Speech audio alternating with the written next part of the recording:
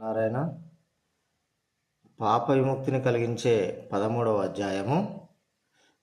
Gita త్రయోదశాధ్యాయ ముద్గిరంత మనారతం తతస్థ శ్రవణాదేవ ముక్తాస్వపచ విగ్రహాత్.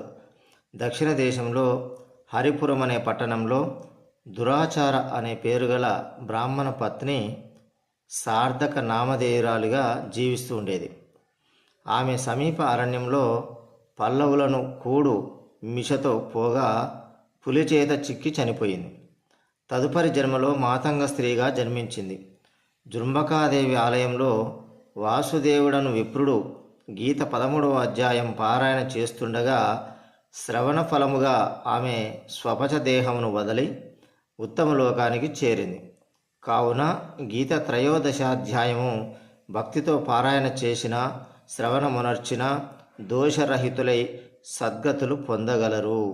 Jaya Srimannarayana.